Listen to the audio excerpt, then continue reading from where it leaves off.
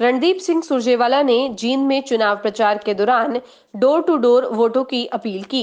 इस दौरान उनके साथ कांग्रेस प्रदेश अध्यक्ष अशोक तंवर के साथ अन्य वरिष्ठ कांग्रेसी नेता भी रहे। टोहाना से बलजिंदर सिंह ठारवी भी रहे। रणदीप सिंह सुरजेवाला ने इस दौरान शहर में विभिन्न स्थानों पर नुक्कड़ सभाएं भी की। उन्होंने भाजपा को निशाना साधते हुए कहा कि भाजपा के राज में प्रदेश के साथ जींद का विकास भी अछूता ही रहा है। इसका साथ उनका कहना था कि कांग्रेस ही अकेली ऐसी पार्टी है जो सबका विकास का उद्देश्य लेकर चलती है। इस दौरान नुक्कड़ सभाओं में रणदीप सिंह सुरजेवाला का जोरदार स्वागत लोगों के द्वारा किया गया। रणदीप सिंह सुरजेवाला सहित अन्य कांग्रेसी नेताओं ने विश्वास जताया कि वो चीन के विकास के लिए पूरी तरह से कृत संकल्प है। जींद शहर में रणदीप सिंह सुरजेवाला ने प्रत्येक दुकान पर जाकर खुद के लिए वोटों की अपील की।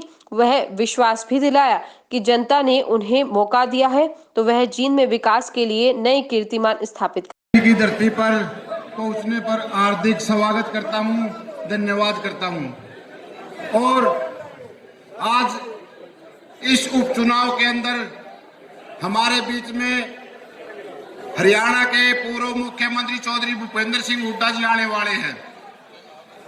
आपको मैं 2 मिनट आराम से मेरी बात सुन लो। गामा में भी घूमा हाँ, देसी से आपको बताऊं, शहर में भी वाड़ा मांडा घूमा हाँ।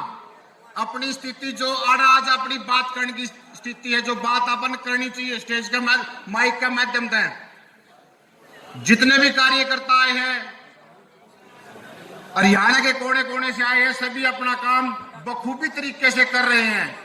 जिस टाइम पे उपचुनाव हमारा जींद के अंदर घोषित हुआ था, उस टाइम पे कांग्रेस की स्थिति बताओ मैं 4थे नंबर पर थी। आज हमारे अंदर हमारे कार्यकर्ता साथी और नेताओं ने जो जोश भरा है, जो हमने बूथ लेवल पर जाके कार्य किया है, आज हमारी स्थिति नंबर 1 पर है। और जींद के अंदर हुड्डा ने किया है। पिछली जितने भी सरकारें आई हैं, किसी ने एक भी ईंट नहीं रखी, ईंट उखाड़ने का काम किया उन्होंने। जींद के अंदर चाहे यूनिवर्सिटी देने का काम किया हो, चाहे फ्लाईओवर बनाने का काम किया हो, चाहे स्पोर्ट्स कॉम्प्लेक्स बनाने का काम किया हो, चाहे मेडिकल बनाने का काम किया हो, सारा काम चौधरी भूपेंद्र सिंह हुड्डा ने कांग्रेस सरकार ने किया है। और आज लोगों के अंदर गांव-गांव में मैं गया हूं, उत्साह है। जो लोग कहते थे नहीं कांग्रेस की जमानत जब्त है, उन लोगों की आज जींद के अंदर इस उपचुनाव के अंदर जमानत जब्त होगी। 4.5 साल की हमारी मेहनत, जो हमने घर घर जाके कांग्रेस के लिए काम किया है, निरंतर रूप से वो अब हमें दिखाई दे रही है। मेरे बुजुर्गों साथियों, जींद के उपचुनाव के क्या मायने? जींद का उपचुनाव एमएलए बनाने का चुनाव नहीं। एमएलए तो आप 5 साल में बनाते आए। आदरणीय डॉक्टर मिड्डा साहब, उनको हमने 2 बार 10 साल तक एमएलए बनाया, तो उनका हाल में स्वर्गवास हो गया। परमात्मा उन्हें अपने पास जगह दे, हम प्रार्थना करते हैं। परंतु 10 साल में अपनी बस्ती, अपने वार्ड, अपने मोहल्ले की स्थिति तो बदली नहीं। वो तो जहां पर है वहीं खड़ी। 5 साल पहले बीजेपी का एमपी आपने बनाया।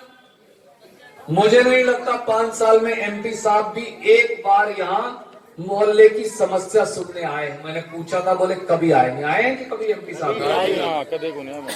तो दिल्ली में भी बीजेपी की सरकार, हरियाणा में भी बीजेपी की सरकार, पर 5 रुपए कभी जींद के विकास के लिए उन्होंने लगाए नहीं। खास तौर से जो गरीब बस्तियां हैं, जो पेट और पीठ एक करके अपनी रोटी कमाते हैं, जो समाज को चलाते हैं, मैं अगर ये कहूं आप समाज के निर्माता हैं तो शायद गलत नहीं होगा।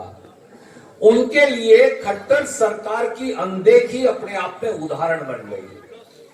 मैं अगर आपको आज थोड़ी सी चर्चा करूं अपने जिले की, अपने शहर की, भाई साहब 2.5 लाख का शहर है, 1 लाख वोट है, उतनी ही लगभग जितनी कैथल में है।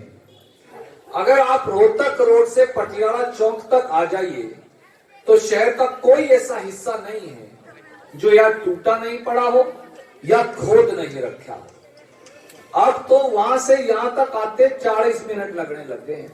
इतनी देर में तो आदमी कैथल पहुंच जाए, इतनी देर में नरवाड़ा जाके वापस आ जाए, क्योंकि इतना जैम है।